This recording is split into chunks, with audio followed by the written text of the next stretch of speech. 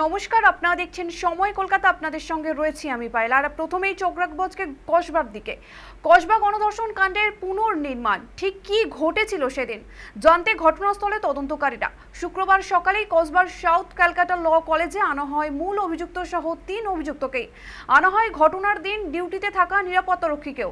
ঘটনার পুনর্নির্মাণের ভিডিওগ্রাফি করে পুলিশ। ঘটনার দিন অর্থাৎ 25শে জুন রাতে কি ঘটেছিল তাই প্রতিটি পর্যায়ে জানার চেষ্টা করছে পুলিশ। আর এই মুহূর্তে আমাদের সঙ্গে রয়েছে আমাদের প্রতিনিধি সৌভিক। আমরা জানি যে এই কসবা ল কলেজের ঘটনা কোথাও না কোথাও গিয়ে আমাদের আরজি করের মতন নৃশংস ঘটনাকে মনে করিয়ে দেয়।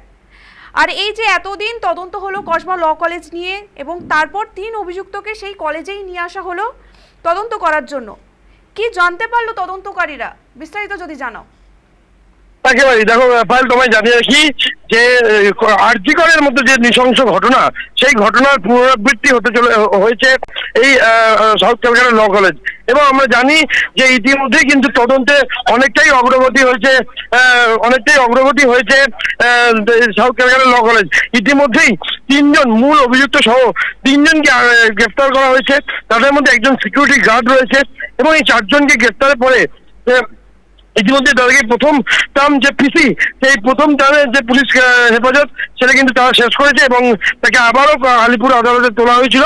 তোলার পর তাদেরকে আবারও পুলিশ হেফাজতের নির্দেশ দিয়েছে আলিপুর আদালত। পাশাপাশি তোমায় জানিয়ে রাখি ইতিমধ্যেই কিন্তু কলকাতা পুলিশের কাছে কিন্তু তদন্তের যে অগ্রগতি, সে কতটাই অগ্রগতি হয়েছে সেই খবর কিন্তু ইতিমধ্যেই জানতে চেয়েছে কলকাতা হাইকোর্ট। এবং ইতিমধ্যে কলকাতা হাইকোর্ট কিন্তু রিপোর্ট চেয়ে পাঠিয়েছে যে কতখানি তদন্তের অগ্রগতি হয়েছে এবং কতখানি কিভাবে কি এগোচ্ছে তদন্ত। সেই তদন্ত প্রক্রিয়া কিন্তু রিপোর্ট চেয়ে পাঠিয়েছে। ইতিমধ্যে সেই রিপোর্ট কিন্তু জমা দেবে।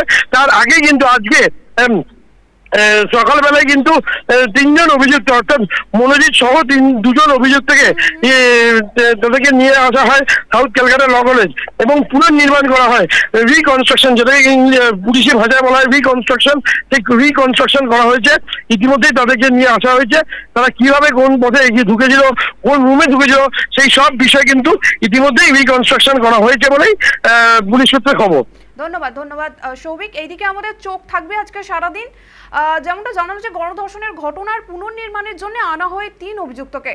ইউনিয়ন রুম থেকে গার্ড রুম প্রতিটি জায়গায় নিয়ে যাওয়া হচ্ছে তাদের। অভিশপ্ত ওই রাতে কোন জায়গায় কি ঘটেছিল, নির্যাতিতার সঙ্গে তারা কি করেছিল, যাবতীয় তথ্য জানার চেষ্টা করছে তদন্তকারীরা।